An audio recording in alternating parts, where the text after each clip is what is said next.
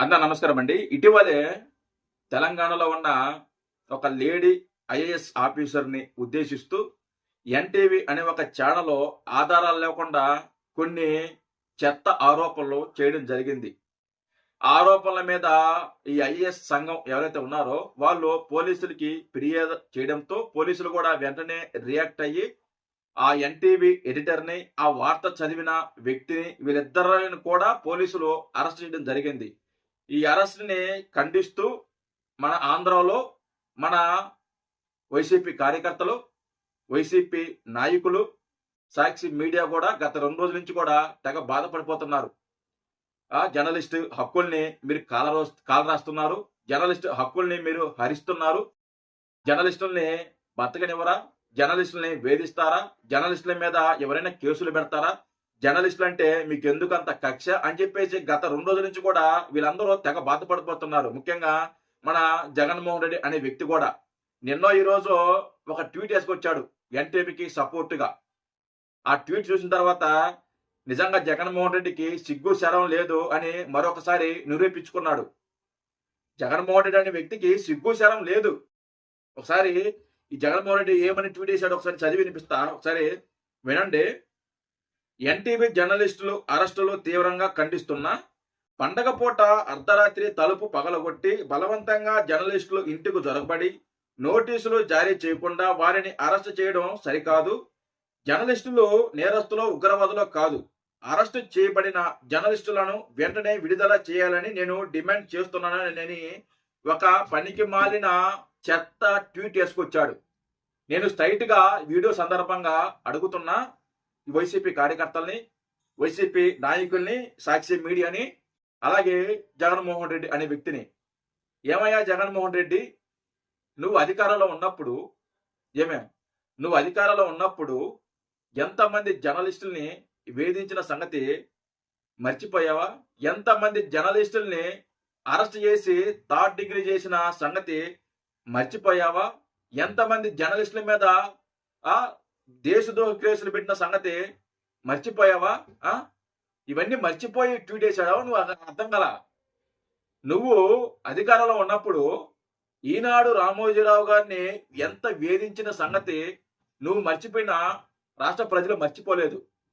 80 ఏళ్ల వయసులో ఆయన మీద కేసులు పెట్టి ఆయన్ని విచారించాలి అనే పేరుతో ఆయన ఎంత ఇబ్బంది పెట్టిన సంగతి రాష్ట్ర ప్రజలు ఇంకా గుర్తు పెట్టుకున్నారు. టీవీ5 సాంబశివరావు గారిని కానీ, టీవీ5 మూర్తి గారి మీద కేసులు పెట్టిన సంగతి మర్చిపోయావా? వాళ్ళ మీద దేశద్రోహ కేసులు పెట్టావా? నీకు ఆ రోజు గుర్తు రాలేదా నీకు? జర్నలిస్టు హక్కుల్ని ఆ రోజు గుర్తు రాలేదా? ఆ రోజు వాళ్ళందరినీ అరెస్ట్ ఎందుకు చేపించావు? ఆ రోజున వాళ్ళందరినీ ఎందుకు వేధించావు? ఇటీవలే మొన్న మహా న్యూస్ ఛానల్ మీద బీఆర్ఎస్ కార్యకర్తలు దాడి చేస్తే దాని మీద ఖండించలా. నువ్వు జర్నలిస్టు స్వేచ్ఛ కోరుకునే వ్యక్తి అయితే, జర్నలిస్టులో మంచి కోరుకునే వ్యక్తి అయితే, జర్నలిస్టులో భవిష్యత్తు ఉండాలి, వాళ్ళని ఎదుర్కోకూడదు, వాళ్ళ మీద కేసు పెట్టకూడదు, వాళ్ళని గౌరవంగా చూసుకోవాలి అనే గౌరవం, సంస్కారం నీకు ఉంటే ఆ రోజున నువ్వెందుకు స్పందించలేదు? మహాన్యూస్ దాడి మీద ఆ రోజు ఎందుకు ఖండించలేదు? ఎందుకంటే మహాన్యూస్ అనేది మీకు వ్యతిరేకం. మీకు వ్యతిరేకం కాబట్టి దాని మీద ఖండించలా. ఎన్టీవీ అనే ఛానల్ మీకు అనుకూలం కాబట్టి మీరు ఖండిస్తున్నారు. మీకు అనుకూలంగా ఉంటే అది ఎలాంటి ఛానల్ అయినా సరే మీరు సపోర్ట్ చేస్తారు. మీకు అనుకూలంగా లేకపోతే ఛానల్ అన్ని బ్యాన్ చేస్తారు. మీరు అధికారంలో ఉన్నప్పుడు టీవీ5ని, అలాగే టీవీ5ని, అలాగే ఈనాడుని, అలాగే ఏబిఎన్ని, వీళ్ళందరి మీద, ఈ ఎన్ని ఛానల్ మీద మీరు బాయ్కాట్ చేయలేదా? బ్యాన్ చేయలేదా ఈ ఛానల్ అన్నింటినీ? మరి ఎందుకు వాళ్ళకి ఆ రోజు స్పేస్ చేయలేదు మీరు? ఎందుకు వాళ్ళని అడ్డుకున్నారు మీరు? వాళ్ళని ఎందుకు ఆ రోజు కేసులు పెట్టారు? నువ్వు వచ్చి పెద్ద పత్తికించలాగా ఇప్పుడు ఇక్కడ ఏదో అరాచకాలు జరిగిపోతున్నట్టు ఎన్టీవీ అనే ఛానల్ ఆధారం లేకుండా కొన్ని ఆరోపణలు చేసింది. అది లేడీ ఐఏఎస్ ఆఫీసర్ మీద, ఒక ఐఏఎస్ ఆఫీసర్ మీద ఒక అక్రమ సంబంధం అంటగడితే వాళ్ళు చూస్తూ ఊరుకోవాలా? వాళ్ళని అరెస్ట్ చేయకూడదా? వాళ్ళని విచారించకూడదా? అడుగుతారు కదా పోలీసులు, ఏమయ్యా మీ దగ్గర ఏం ఆధారాలు ఉన్నాయి? మీ దగ్గర ఏం ఆధారాలు పెట్టుకొని మీరు ఒక లేడీ ఐఏఎస్ ఆఫీసర్ మీద ఆరోపణలు చేశారు, ఆ ఆధారాలు మీరు చూపించండి అని పోలీసులు అడుగుతారు కదా, విచారణకు పిలుస్తారు కదా. విచారణకు పిలిచినప్పుడు వెళ్లకుండా విదేశాలకు పారిపోతుంటే చూస్తూ ఊరుకుంటారా? మీరు వెళ్ళండి విదేశాలకి, మీరు వెళ్ళి టూర్ చేసుకోండి, మీరు పండగ చేసుకోండి, సరే నిదానంగా రండి, మేము విచారిస్తామంటారా? కాదు కదా. పారిపోతుంటే అరెస్ట్ చేస్తారు, విచారణకి తీసుకెళ్తారు, అడుగుతారు, ఎందుకు ఇలా మాట్లాడాల్సి వచ్చిందని, మీ దగ్గర ఏం ఆధారాలు ఉన్నాయని అడుగుతారు. దీన్నే మీరు దీన్నే మీరు ఏదో విధ్వంసం జరిగిపోయినట్టు, ఏదో వాళ్ళనేదో కక్ష సాధింపు చేస్తున్నట్టు తెగ బాధపడిపోతున్నారు. మీరేదో శుద్ధపోసల్లాగా. గతంలో మీరు చేసిన పనికి మాలిన పనులు చాలా ఉన్నాయి. మీరు చేసిన అక్రమాలు మీడియా పట్ల ఎంతమంది మీడియా జర్నలిస్టులు ఎంత మందిని మీరు అరెస్ట్ చేయించారు, ఎంత మందిని కొట్టించారు మీరు. ఎన్ని మర్చిపోయారా మీరు? నాకు అర్థం కాలేదు. సిగ్గుండి ఇలాంటి ట్వీట్ వేస్తావా? సిగ్గు లేకుండా వేస్తావా? నాకు అర్థం కాలేదు. జగన్మోహన్ రెడ్డి, స్పృహ ఉందా నీకు? మైండ్ ఉందా నీకు? మన గతంలో ఉన్నప్పుడు మీడియా మీద, జర్నలిస్టుల మీద ఒక రకంగా ఉంటాము, అప్పుడు మనం దాడులు చేస్తాము, అప్పుడు దౌర్జన్యాలు చేస్తాము, అప్పుడు దేశద్రోహ కేసులు పెడతాము. మూర్తి గారి మీద ఆయన ఏం తప్పు చేశాడని ఆ రోజున ఆయన మీద దేశద్రోహం కేసు పెట్టారు. దేశద్రోహం కేసు పెట్టి అంత తప్పు ఏం చేశాడు ఆ రోజు?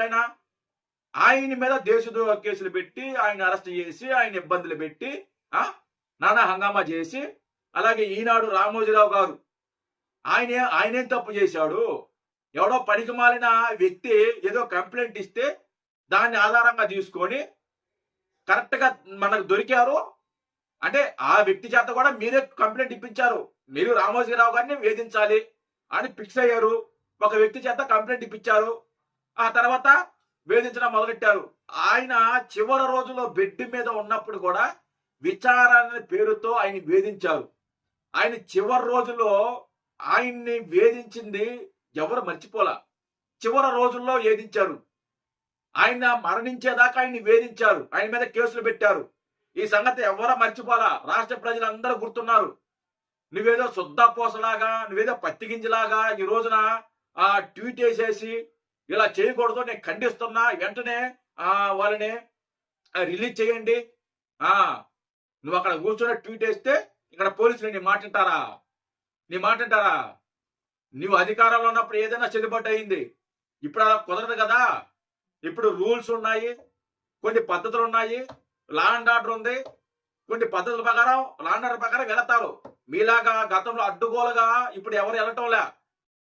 అక్కడెక్కడో అంటే తెలంగాణలో జరిగితే మనకేంటంటే సంబంధం? తెలంగాణ రాజకీయాలతో మనకేంటి సంబంధం? ఏమే ఇప్పుడు మేము అరెస్ట్ చేయనప్పుడు, ఆ విషయం జరిగినప్పుడు మనకెందుకు తెలంగాణలో జరిగిందని చెప్పి మేము మాట్లాడాల. ఒక యూట్యూబర్గా మేమే మాట్లాడాలి దాని గురించి. మీరు మళ్ళీ మాజీ ముఖ్యమంత్రి, ఒక పార్టీకి అధినేత, మీరు ఖండిస్తున్నారు దాన్ని. మీకేం అవసరం నాకు అర్థం కాలేదు. అది మన రాష్ట్ర ఇష్యూవా? మన రాష్ట్రంలో జరిగిందా? తెలంగాణలో జరిగితే అది తెలంగాణ ప్రభుత్వం చూసుకుంటుంది, తెలంగాణ పోలీసులు చూసుకుంటారు, ఆ ఛానల్ చూసుకుంటుంది, వాళ్ళు చూసుకుంటారు. మనకెందుకో ఈ దురద? ఎందుకంటే ఎన్టీవీ అనే ఛానల్ మందే కాబట్టి, అలాగే TV9 కూడా మందే కాబట్టి, మనకి వీళ్ళు భజన చేస్తారు కాబట్టి వాళ్ళకి మనం సపోర్ట్ చేయాలి. మిగతా ఛానల్ మనం వ్యతిరేకిస్తారు, మన తప్పులు చూపిస్తారు, మన తప్పుల్ని ఎండగడతారు కాబట్టి మనం వాళ్ళ మీద కక్ష సాధింపు చేయాలి. గత 5 ఏళ్ళు చేసింది అదే అనమాట. మీకు నిజంగా మీడియా మీద శ్రద్ధ ఉంటే, మీడియాని బతకనివ్వాలి, వాళ్ళకి స్వేచ్ఛ చేయాలని ఉద్దేశం నీకు ఉంటే, ఈరోజు ఎన్టీవీ మీద జరిగిన అరెస్ట్ ని ఖండించిన వ్యక్తి మహా ఛానల్ మీద ఎందుకు ఖండించలేదు?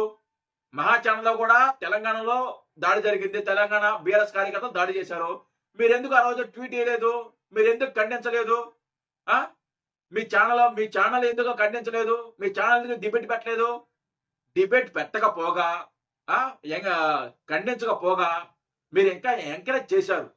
మీరు నవ్వుకున్నారు, మీరు వీడియోలు చేసుకున్నారు, మీరు పోస్ట్ పెట్టుకున్నారు, ఒక శాడిజం పొందారు. చేసేయన్నీ అదేదోనంటూ పన్నుంటూ అలాంటి పనులు చేస్తారు. మళ్ళీ ఇక్కడికి వచ్చి నీతి కబుర్లు, నీతి మాట్లాడుతుంటారు. మారవయ్యా, దేని గురించి మాట్లాడాలి, దేని గురించి మాట్లాడకూడదు కొద్దిగా తెచ్చుకొని మాట్లాడు. అప్పుడప్పుడు మాత్రలు వాడు.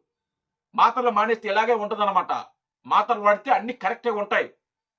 సిగ్గు లేకుండా దేని మీద స్పందించాలి, దేని మీద స్పందించకూడదు. వాళ్ళు ఆరోపణలు చేశారు. ఒక రాష్ట్రంలో ఉన్న ఒక ఐఏఎస్ ఆఫీసర్ మీద, ఒక లేడీ ఐఏఎస్ ఆఫీసర్ మీద అలాంటి దారుణమైన కామెంట్ చేస్తే, ఆరోపణలు చేస్తే చూస్తూ ఊరుకుంటారా? దాన్ని నువ్వు ఖండిస్తావా? సిగ్గుందా నీకు జగన్మోహన్ రెడ్డి? సిగ్గులేని బతుకు. ఇంకా మారవను, ఇక ఇదే బతుక మందే. సిగ్గులేని బతుకు. జై హింద్.